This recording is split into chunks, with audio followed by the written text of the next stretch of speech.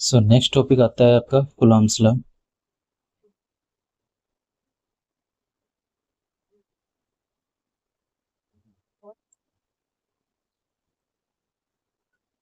तो Coulomb's law क्या है? दो चार्ज आपके पास, वो पॉजिटिव पॉजिटिव हो सकते हैं, दोनों नेगेटिव हो सकते हैं, या फिर एक पॉजिटिव या फिर एक नेगेटिव हो सकता है। तो जो दो चार्ज हैं, दोनों चार्ज के बीच में जो इंटरेक्शन होगी, इंटरेक्शन मीन्स वो अट्रैक्शन भी हो सकती है और रिपल्सन भी हो सकता है। जो इंटरेक्शन होगी, इंटरेक्शन की वजह से जो फोर्स होगा, वो फोर्स डायरेक्टली प्रोपोर्शनल होगा दोनों जो चार्ज दे रखे हैं उनकी प्रोडक्ट के, और इनवर्सली प्रोपोर्शनल होगा जो भी उनके बीच की डिस्टेंस है उसके स्क्वायर के। तो इससे आपके पास एक इक्वेशन निकल के आती है जो होती है कूलम्ब्स इक्वेशन। तो उसको आप बोलते हो कूलम्ब्स लॉ। कूलम्ब्स लॉ क्या है? It states that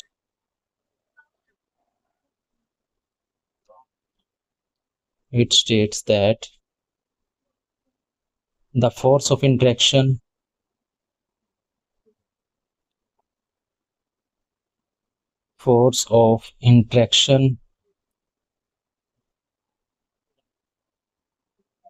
between the two charges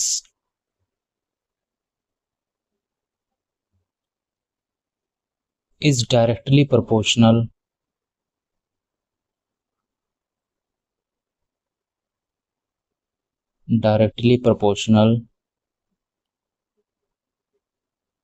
to the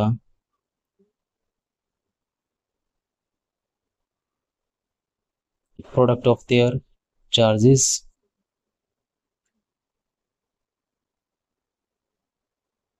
product of their charges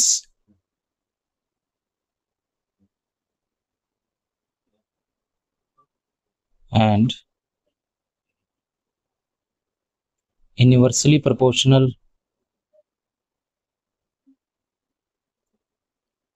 inversely proportional to the square of distance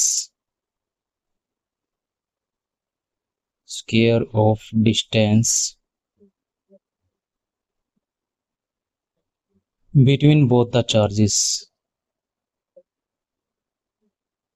between both the charges।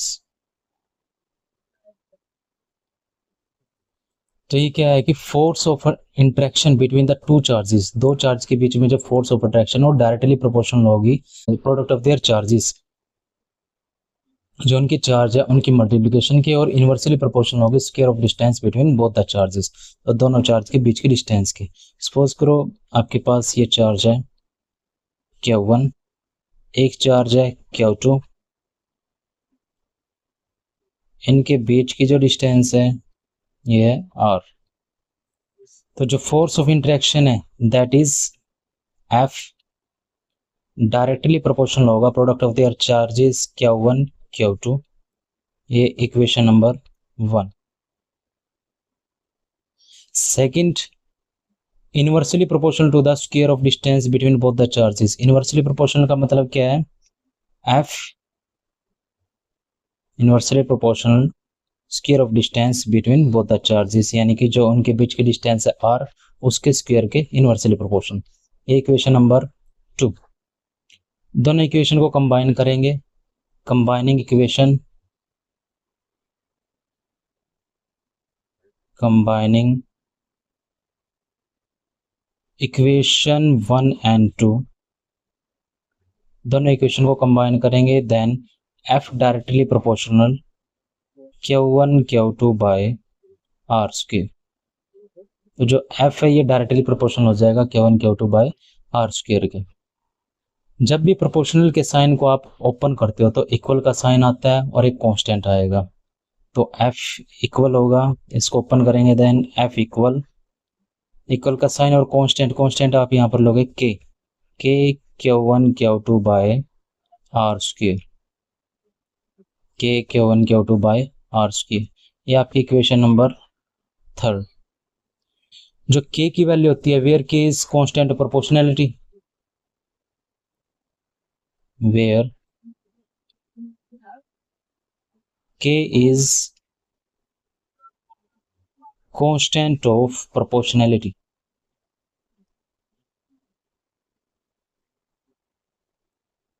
Constant of proportionality.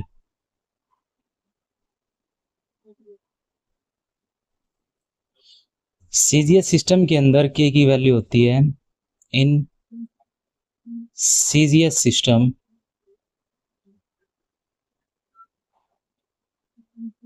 K की value होगी 1, but in SI system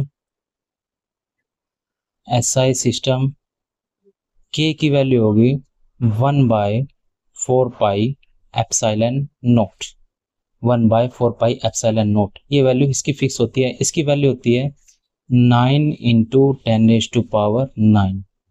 1/4 pi epsilon naught की value होती है 9 × 10⁹ 9।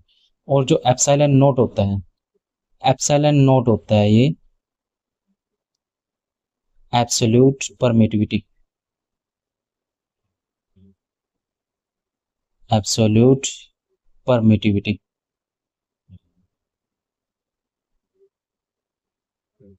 या फिर आप इसको बोल सकते हो और परमिटिविटी ऑफ फ्री स्पेस। और परमिटिविटी ऑफ फ्री स्पेस या फिर फ्री स्पेस की परमिटिविटी। परमिटिविटी का मतलब क्या है? ये अगर चार्ज होता है, चार्ज के कुछ फील्ड बनेगा, फील्ड से एक रीजन होता है जिसको आप बोलते हो इलेक्ट्रिक फील्ड, उसकी लाइंस होती है इलेक्ट्रिक फील्ड लाइंस, उनको कितना पास कर सकता है ये, उसको कितने परमिट या फिर परमिशन अलाउ करता है, ये हो जाएगा आपका एप्सिलॉन नॉट, एब्सोल्यूट परमिटिविटी। अगर इसकी वैल्यू पूछे, इसकी वैल्यू होती है एप्सिलॉन नॉट इज 8.85 × 10⁻⁻12 8.85 इंटू में 10⁻⁻12 ये वैल्यू होती है। इसकी जो यूनिट होगी वो यूनिट हम बाद में निकालेंगे। तो एसआई यूनिट पुट करेंगे in equation third by putting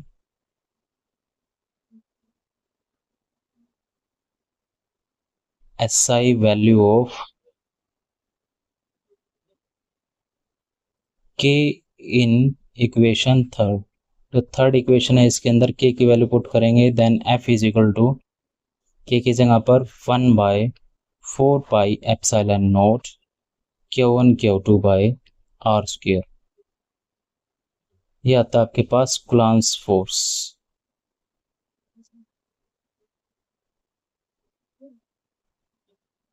ये होगा आपका कुलाम्ब्स फोर्स, कुलाम्ब्स फोर्स, ठीक है। तो एफ जो आपका कुलाम्ब्स लॉ आता है उसके अकॉर्डिंग एफ की वैल्यू आती है 1/4 pi epsilon naught Q1 Q2 by R square. अगर इसकी आपको एसआई यूनिट निकालनी हो, जैसे 1/4 पाई एप्सिलॉन नॉट की फोर्स की तो क्या होती है newton, SI unit of force, force की जो एसआई यूनिट होगी न्यूटन। न्यूटन को एन से रिप्रेजेंट करेंगे। एसआई यूनिट निकालनी है 1/4 पाई एप्सिलॉन नॉट की, तो 1/4 पाई एप्सिलॉन नॉट की कैसे निकालोगे? जो 1/4 पाई एप्सिलॉन नॉट है ये एक जगह पर, बाकी जो Q1 Q2 by R square है इसको एफ के साथ ले जाओ। तो 1/4 पाई एप्सिलॉन नॉट को एक तरफ रखेंगे, 1/4 pi epsilon naught equal R square की एफ के साथ मल्टीप्लाई, तो F R square divide by Q1 Q2 यहाँ पर मल्टीप्लाई में है तो ये हो जाएंगे डिवाइड में, Q1 Q2 by F R square divide by Q1 Q2। तो फोर्स की क्या होगी न्यूटन, फोर्स की न्यूटन, डिस्टेंस की metre square divide by charge, charge की होती है कूलम्ब इनटू में कूलम्ब, तो इसकी ऐसा यूनिट हो जाएगी न्यूटन मीटर स्क्वायर पर कूलम्ब स्क्वायर। अगर आपको एप्सिलॉन नॉट की वैल्यू इसकी ऐसा यूनिट निकालनी है एप्सिलॉन नॉट की, तो इसकी क्या होगी SI unit of epsilon not. Epsilon not को एक तरफ रखेंगे, बाकी को दूसरी तरफ, तो इसका फॉर्मूला बनेगा एप्सिलॉन नॉट इक्वल, तो हो जाएगा Q1 Q2 divide by 4 pi F और R square, Q1 Q2 by 4 pi F R square, Q1 Q2 coulomb into coulomb divide by 4 pi constant है तो न्यूटन मीटर स्क्वायर, तो ये हो जाएगा coulomb square per newton per metre square. तो आप इसको इस तरह से पुट कर सकते हो कि coulomb square per newton per metre square, ये इसकी वैल्यू हो जाएगी। नेक्स्ट टॉपिक आता है इसके अंदर यूनिट ऑफ चार्ज।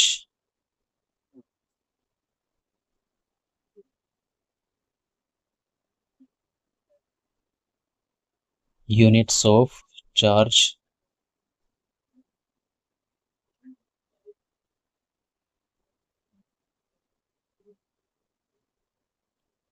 जो हमारे पास F का फॉर्मूला आया था, फोर्स इक्वल है 1/4 pi epsilon naught Q1 Q2 by R square.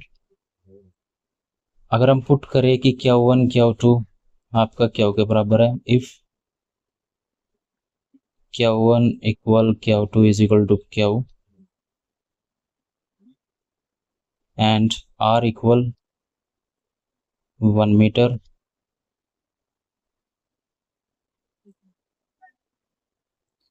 and force F is equal to 9 into 10 is to power 9 Newton. Put in above equation 1 all, put in equation 1 के अंदर put करेंगे, then F is equal to F की value 9, then 9 into 10 is to power 9 equal 1/4 pi epsilon naught की value 9 into 10 is to power 9। Q1 Q2 की जगह पर Q into Q, distance 1 का square, then this is equal to 9 into 10 is to power 9 equal 9 into 10 is to power 9 into Q square, then this is cancel out, 9 into 9 10 is to power 9 10 is to power 9, then Q square is equal to 1. This implies that Q is equal to plus minus 1 और इसकी ऐसा unit होती है coulomb, तो 1 coulomb, तो charge आपके पास आएगा plus minus 1 coulomb. यहाँ पर 1 कूलम को डिफाइन करना है, जैसे आपने इसकी वैल्यू ली है वैसे ही आप इसको डिफाइन करोगे। 1 कूलम कैसे डिफाइन करोगे कि 1 कूलम वो यूनिट होती है किसी भी चार्ज की जिसके अंदर आपने दो चार्ज लिए हैं Q1 और Q2, उनके बीच में जो फोर्स लग रहा है 9 into 10 is to power 9 Newton है और उनके बीच की जो डिस्टेंस है 1 मीटर। तो bye defining 1 coulomb, then 1 coulomb is defined 1 coulomb is defined as the unit of a charge, unit of a charges which are separated by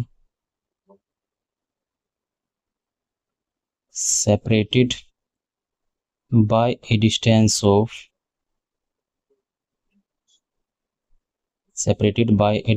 of 1 meter and 9 into 10 is to power 9 Newton force is acting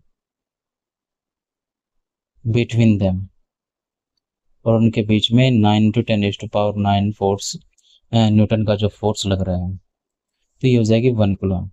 ये define किया है SI system के अंदर। इसको अगर CGS system में define करना है,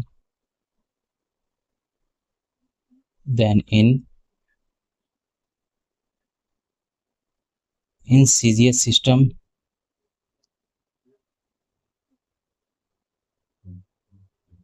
इन CGS system same formula F is equal to 1 by 4 pi epsilon naught Q1 Q2 by R square.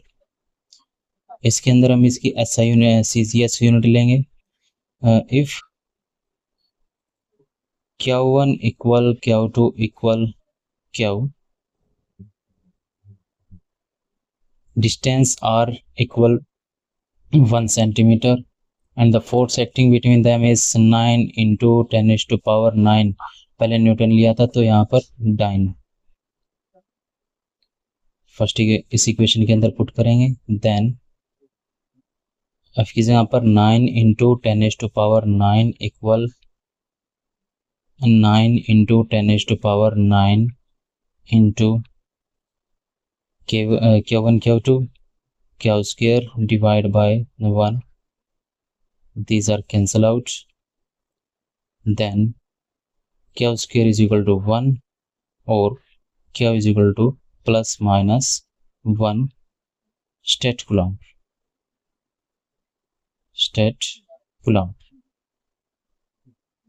तो यहाँ से आपको 1 स्टेट कूलम्ब को रिप्रेजेंट करना है और डिफाइन करना है। तो कैसे डिफाइन करोगे? 1 state coulomb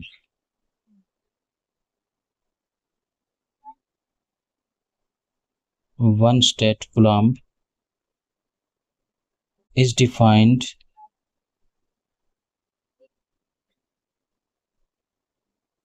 as the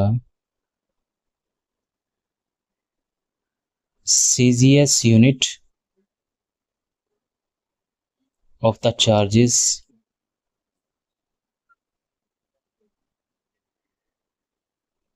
which are separated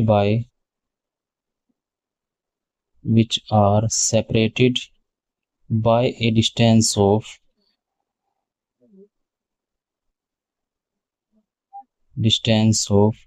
1 centimeter and 9 into 10 is to power 9 dyne force is acting between them। और उनके बीच में 9 into 10 is to power 9 dyne का फोर्स लग रहा है। डाइन ये CGS यूनिट होती है फोर्स की। इसके अंदर और यूनिट होती है जैसे 1 कूलम्ब, अदर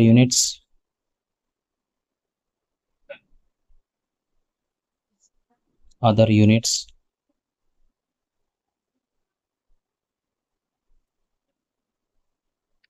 जैसे 1 कूलम्ब इक्वल होता है 1/10 EMU of charge. 1 coulomb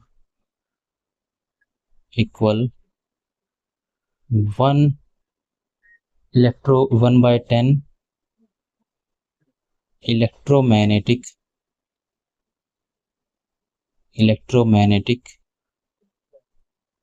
unit of charge.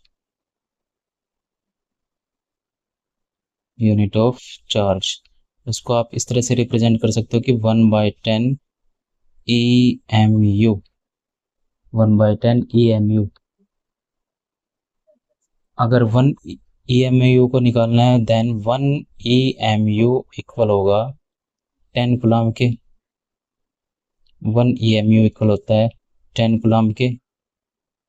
अगर इसको स्टेट कूलम्ब के अंदर चेंज करना है तो इसको कैसे कर सकते हैं? जो 1 कूलम्ब होता है 1 कूलम्ब ये इक्वल होता है 3 into 10 is to power 9 state coulomb के। 10 is to power 9 state coulomb के। तो 1 EMU किसके बराबर होगा?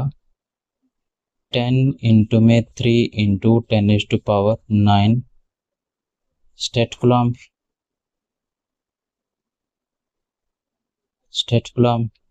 इसका मतलब ये इक्वल हो जाएगा 3 into 10 is to power 10 state coulomb. 3 into 10 is to power 10 state coulomb इनके बराबर होगा ये।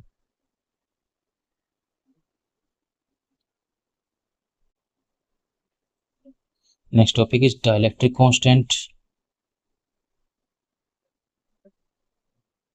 डाइलेक्ट्रिक कांस्टेंट और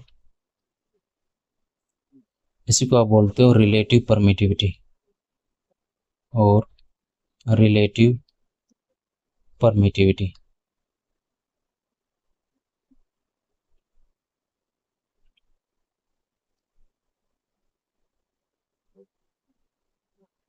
डाइलेक्ट्रिक कांस्टेंट और रिलेटिव परमिटिविटी।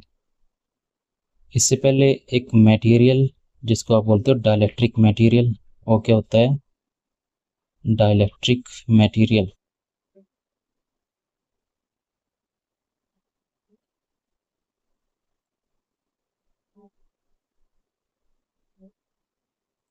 डाइलेक्ट्रिक मटेरियल क्या होता है? जैसे आपके पास कंडक्टर होता है, कंडक्टर के अंदर से इलेक्ट्रिसिटी को पास करा सकते हो। इंसुलेटर होता है, उसके अंदर से आप इलेक्ट्रिसिटी को पास नहीं करा सकते।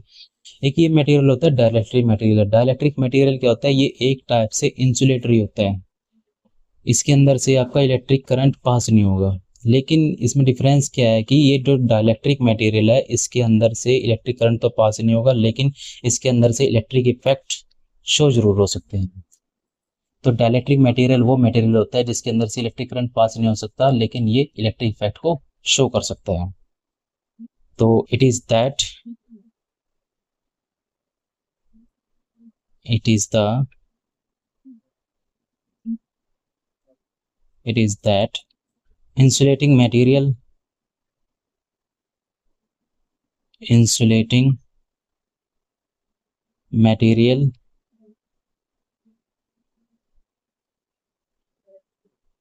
through which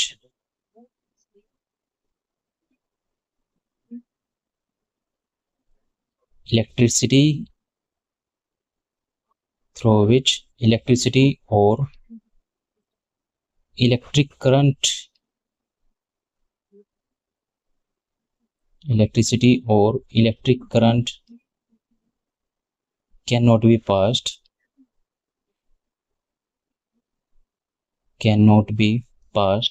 but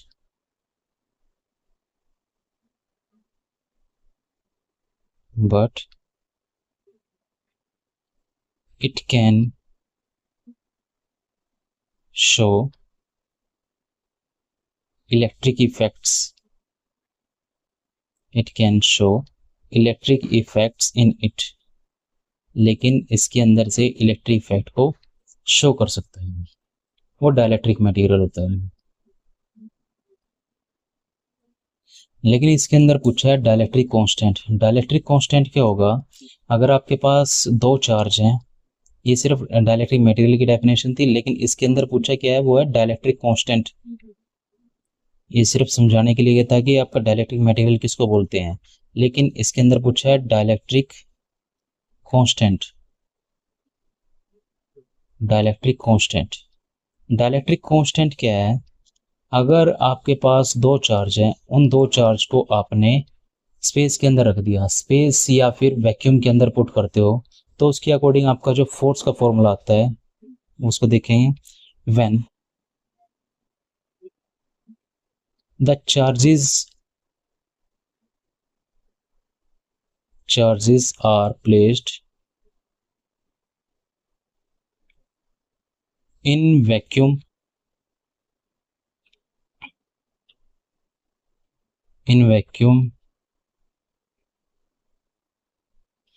then force acting between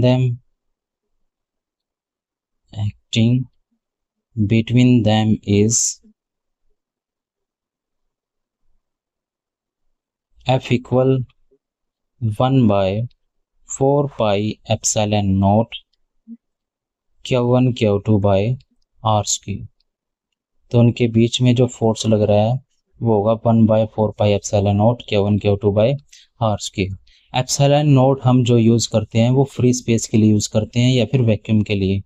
जो एप्सिलॉन नॉट होता है, एप्सिलॉन नॉट ये यूज होता है यूज्ड फॉर फ्री स्पेस और वैक्यूम परमिटिविटी। फ्री स्पेस और वैक्यूम परमिटिविटी। फ्री स्पेस या फिर वैक्यूम परमिटिविटी के लिए हम इसको यूज करेंगे। जब इन चार्जेस को आप किसी एयर के अंदर या फिर किसी मीडियम के अंदर पुट कर देते हो तो इसके ऊपर फोर्स क्या होगा?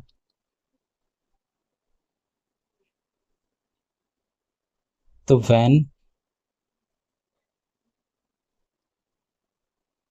when the charges are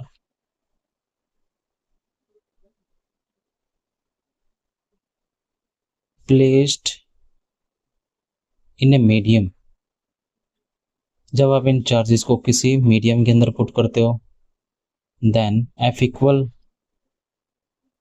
1/4 पाई, अब एप्सिलॉन नोट नहीं आएगा, यहां पर आएगा epsilon Q1 Q2 by R square. ये आपकी इक्वेशन नंबर 2।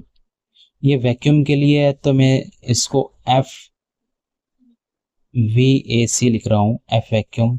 ये मीडियम के लिए है तो मैं इसको FMED लिख रहा हूँ, मीडियम। ये F वैक्यूम और ये F medium. 1/4 pi epsilon Q1 Q2 by R square. अगर फ्री स्पेस है या फिर वैक्यूम है उसके लिए एप्सिलॉन नोट यूज करोगे। अगर कोई मीडियम है तो उसके लिए आप यूज करोगे एप्सिलॉन। ये एप्सिलॉन क्या होता है? ये इस तरह से है, एक चीज बता देता हूं मैं, इसका नाम क्या है? ये होता है एप्सिलॉन, इस तरह से होता है एप्सिलॉन, ठीक है, एप्सिलॉन। अब आपके पास एफ वैक्यूम के लिए भी इक्वेशन है, एफ मीडियम के लिए भी इक्वेशन है। तो जो आपकी एफ वैक्यूम इक्वेशन नंबर 1 है उसको इक्वेशन नंबर 2 से डिवाइड कर दो। तो dividing equation 1 by 2, then we get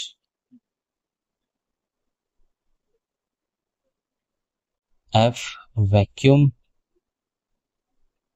divided by F medium equal 1/4 pi epsilon naught Q1 Q2 by R square। ये F वैक्यूम की वैल्यू, F मीडियम ये ऊपर चला जाएगा, 4 pi epsilon divide by Q1 Q2, R square भी ऊपर जाएगा, R square. तो 4 पाई से 4 पाई कैंसिल, Q1 Q2 से Q1 Q2 cancel, R square cancel. Then we get F vacuum by F medium equal epsilon by epsilon naught. तो ये ratio मिलेगा आपको फोर्स का और इन एप्सिलॉन का, F vacuum by F medium equal epsilon by epsilon naught. ये ratio constant रहेगा, इसको आप बोलते हो एप्सिलॉन आर। ये होता है रिलेटिव परमिटिविटी, या फिर आप इसको बोलोगे कि ये होगा रिलेटिव परमिटिविटी और डाइलेक्ट्रिक कांस्टेंट, या फिर इसको बोलोगे और डाइलेक्ट्रिक कांस्टेंट और एप्सिलॉन और K is called डाइलेक्ट्रिक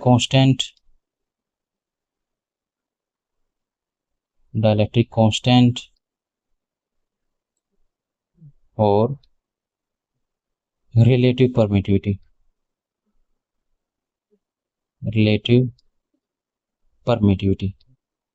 तो रिलेटिव परमिटिविटी का मतलब क्या है? आप दो मीडियम को रिलेट कर रहे हो एक दूसरे के साथ। तो F vacuum by F medium equal है ये epsilon by epsilon naught. This ratio is called epsilon R और K, this is called dielectric constant और रिलेटिव परमिटिविटी। ये रेशियो आपको याद रखना है।